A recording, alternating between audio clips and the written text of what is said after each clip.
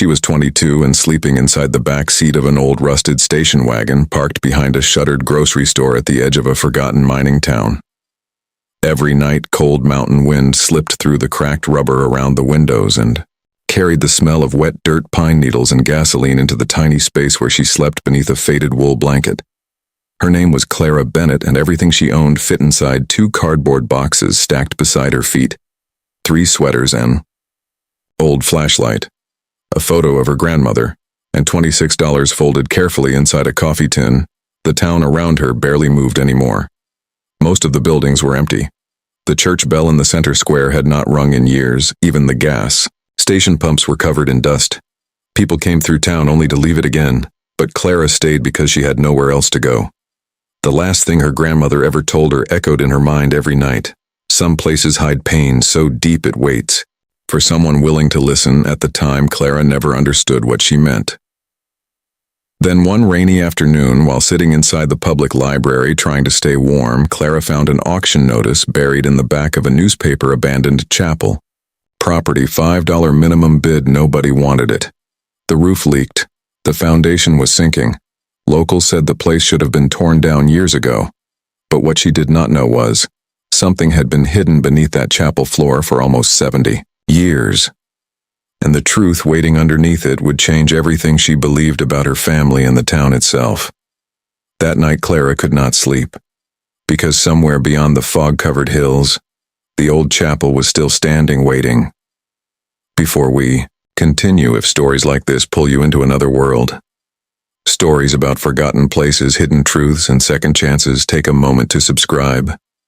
And if you have ever felt lost in life before finding a path forward, leave a comment below. Sometimes, strangers understand our struggles better than anyone else. Clara's grandmother, Eleanor Bennett, grew up in the mountains long before the town became abandoned. Back then, the valley was alive. Coal trucks rolled through the streets before sunrise. Men, covered in soot, filled the diners every morning. Children raced bicycles through dirt roads while smoke drifted from chimneys across the hills.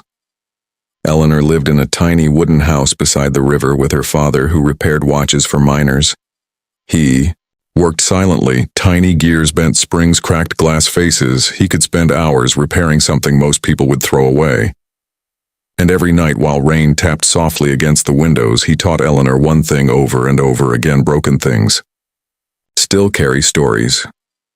Years later, Eleanor passed those same words to Clara.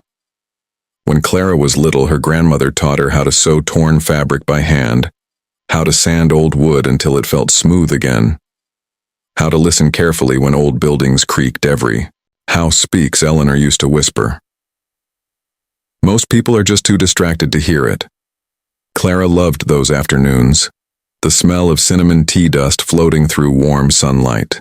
The sound of Eleanor humming softly while repairing old furniture nobody else wanted. But life slowly changed. The mines shut down, families moved away, businesses closed.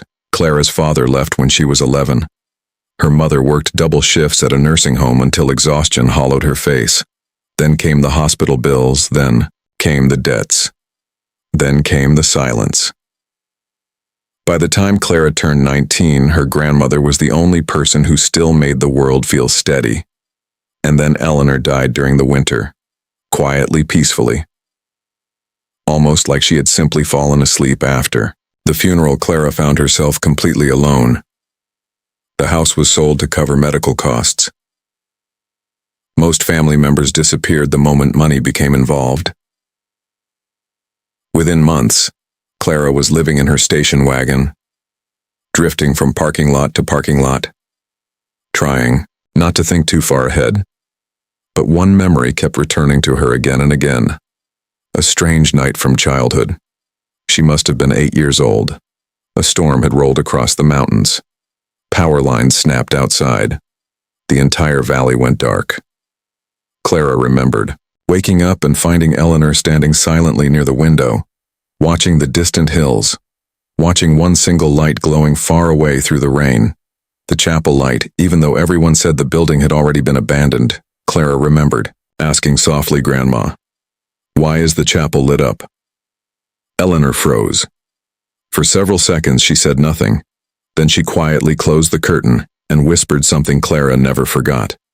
Some secrets should stay buried. At the time, Clara thought it was only an old woman's superstition. Now she was not so sure. 3 days after seeing the auction notice, Clara walked to the county office beneath steady rain. The clerk barely looked at her. "You serious about the chapel?" Clara nodded. The woman sighed. "You know people avoid that place for a reason." Why? The clerk hesitated, then shrugged. "Stories. What kind of stories? Disappearances. Fires, weird sounds at night." Clara almost laughed. Small towns always created ghosts when they ran out of hope. She placed 5 crumpled dollar bills onto the counter. The clerk stamped the paperwork, and just like that, the abandoned chapel belonged to her. The drive there took nearly an hour through winding forest roads. Fog crawled low across the hills, branches scratched against the station wagon as she climbed deeper into the mountains. Then finally she saw it. The chapel stood alone near the edge of a steep ravine. Tall, weather-beaten, its white paint peeled away long ago. The bell tower leaned slightly to one side. Half the stained glass windows were broken, and yet something about it felt strangely alive, as though the building had been waiting for someone to return. Clara stepped out into cold silence. No birds, no traffic, only wind moving through dead grass. The front doors groaned loudly when she pushed them open. Dust swirled through pale gray light. Long wooden pews sat untouched beneath hanging sheets of cobwebs. The smell hit her immediately. Mold-wet wood, and something older underneath it. Something metallic.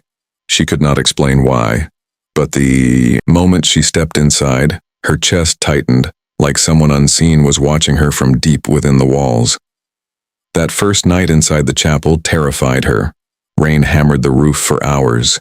The old wooden beams creaked above her head. Water dripped steadily into rusted buckets she placed across the floor. Clara slept near the altar, wrapped in blankets beside a tiny lantern. Every sound woke her. Scratching soft thuds, wind slipping through broken stained glass. At one point near midnight, she heard footsteps overhead, slow, heavy. She grabbed the flashlight immediately. But when she climbed the narrow staircase toward the bell tower, nothing was there, only dust and silence. Still the feeling remained, like the building itself was breathing around her. The bow. Next morning, Clara began cleaning, mostly because staying busy kept fear away. She swept years of dirt from the floors, boarded broken windows, dragged mold-covered furniture outside. And slowly the chapel began revealing pieces of itself. Hand-carved wood, beneath grime, old hymn books stacked carefully inside cabinets. Faded photographs hidden behind the altar. One photo stopped her cold. It showed a group of miners standing outside the chapel sometime during the 1950s, and among them was her grandmother, young, maybe 16 years old, standing beside a priest. Clara did not recognize, but something else disturbed her. Every face in the photograph looked tense. Not proud, not happy, afraid. At the bottom of the picture, written in faded ink, were 4 words. After the night below. Clara stared at the photograph for a long time. Below what? Days passed, then weeks, and the chapel slowly became stranger. Every night around 2:17 in the morning, a loud knocking sound echoed beneath the floorboards. 3 knocks, always the same. At first Clara blamed old pipes, then settling wood, but eventually she realized something disturbing. The knocks moved, sometimes near the altar, sometimes beneath the pews, sometimes directly beneath where she slept. One evening, while repairing warped floorboards near the front row, she noticed small scrape marks on the wood, not random damage, intentional marks, like something heavy had once been dragged repeatedly across the floor. That night she barely slept. The knocking returned. Again. 3 slow knocks, then silence. Then one long scraping sound beneath her. The next morning Clara searched the basement entrance. But there was not one, no stairs, no cellar door, nothing.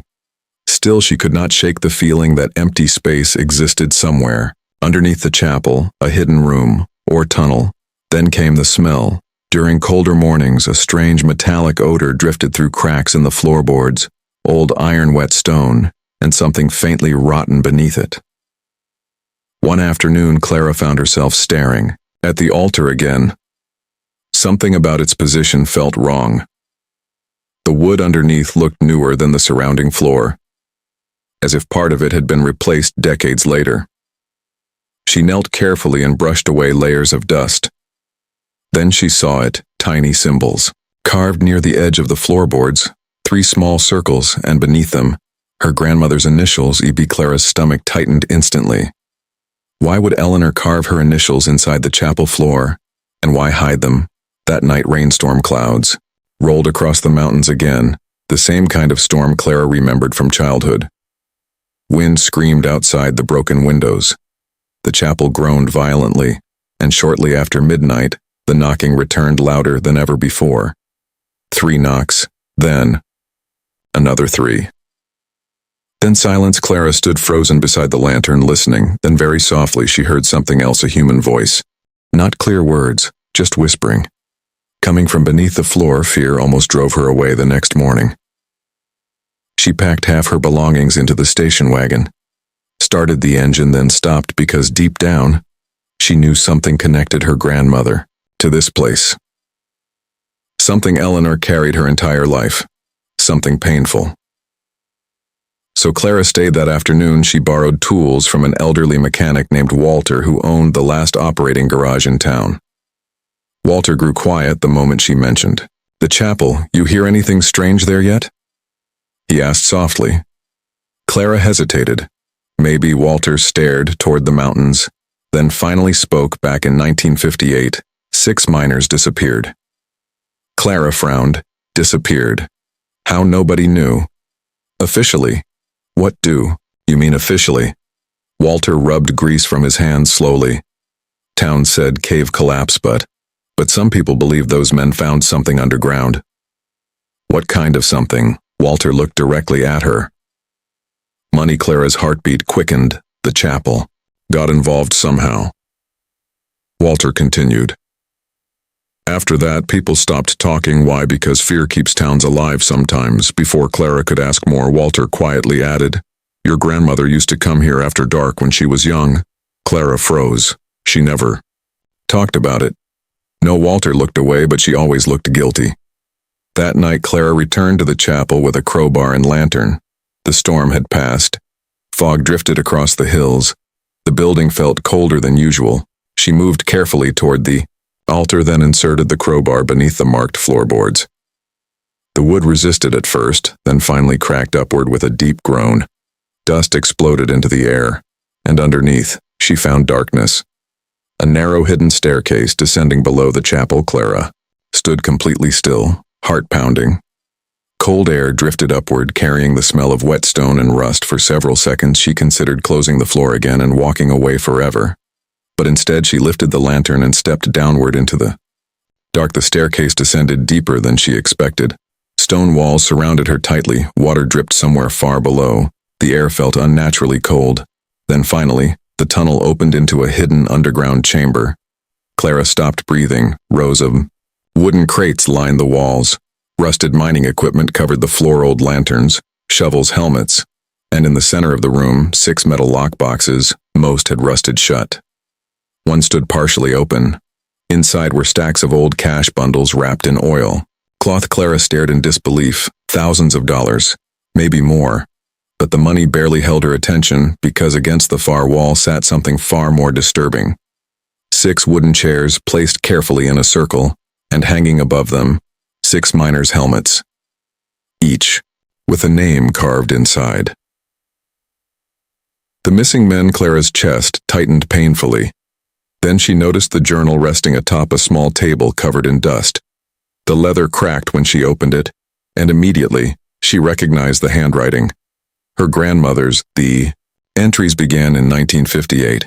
At first they described normal church gatherings, community meals, choir practice, fundraisers for struggling mining families. But then the tone changed. The miners had discovered illegal cash payments hidden by the mining company.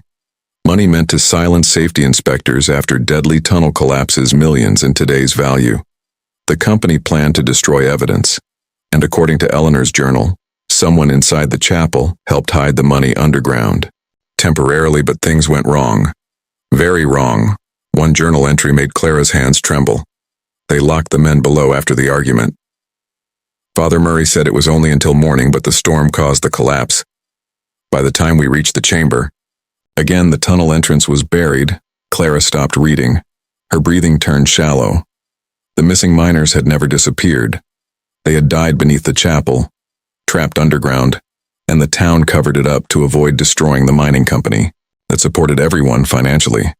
Tears filled Clara's eyes as she turned another page. The final entry shattered her completely. I heard them knocking for 2 days beneath the floor. We all did, but nobody opened it. Fear made cowards of everyone. I have carried this sin my entire life. Clara covered her mouth. The knocking 3 knocks for decades. People probably heard echoes through shifting pipes and settling wood, and turned the sounds into ghost stories because the truth was too horrible to face. Then Clara noticed one final object beside the journal, a small tin box addressed to her, not by name, but by bloodline. To the last Bennett, inside was a handwritten letter from Eleanor. My dear girl, if you found this, then the truth finally surfaced. I wanted to tell you many times, but shame kept me silent. What happened here destroyed people, but hiding it destroyed even more. The money below was never cursed. Silence was. Clara cried harder than she had in years, not because of the money, but because her grandmother had spent her entire life carrying unbearable guilt alone. The discovery changed everything slowly. Not overnight. Clara contacted state investigators first, then historians, then families connected to the missing miners. The story exploded across local news within weeks. The town finally faced what it had buried for generations. The remaining money became tangled in legal battles for months, but eventually portions were distributed to descendants of the miners, and Clara inherited enough legally to rebuild her life. She did not leave town. Instead, she restored the chapel, carefully, patiently. Walter helped repair the roof. Local volunteers cleaned the cemetery nearby. Old photographs were returned to surviving families, and beneath the chapel floor, the underground chamber became a memorial, not hidden anymore. Not silenced, Clara spent nearly 2 years rebuilding the place. Some days she doubted herself completely. Some days grief returned unexpectedly. But slowly, the chapel transformed from a place of fear into a place of memory, and Clara changed with it. The girl who once slept alone inside a freezing station wagon began smiling again, sleeping peacefully again, trusting people again. One afternoon, while sanding old wooden pews beneath warm sunlight, she suddenly remembered her grandfather's words. Broken things still carry stories. For the first time, she truly understood. People think healing comes from finding money or escaping pain, but sometimes healing begins the moment buried truths finally reach the surface. The chapel had hidden gold beneath its floor, but the real weight hidden there was silence, fear, regret, and generations of guilt. Clara learned something important inside that dark underground room. Some secrets poison people when they stay buried too long, and sometimes the bravest thing a person can do is finally uncover them. 3 years later, travelers occasionally stopped at the restored mountain chapel. Most came because of the story, but many stayed because the place felt strangely peaceful now. Warm light glowed through repaired stained glass each evening. Fresh flowers sat beside the memorial downstairs, and near the entrance, small framed photograph rested quietly on a wooden table. Eleanor Bennett, smiling softly, no longer haunted. One winter evening, Clara stood alone outside the chapel while snow drifted silently across the hills. The same hills she once feared. The same hills where she once slept hungry and alone inside a freezing car. But everything felt different now, not because she became wealthy, not because life suddenly turned perfect, but because she finally understood something her grandmother tried to teach her all along. Some places do not wait for people to save them. They wait for someone willing to listen. And as warm chapel light spilled softly into the falling snow, Clara no longer felt lost, if this story stayed with you until the end. Subscribe for more slow burn emotional mysteries like this one, and in the comments below, tell us about a place you remember from your childhood that still lives in your heart today. Sometimes memories hold truths we do not understand until years later.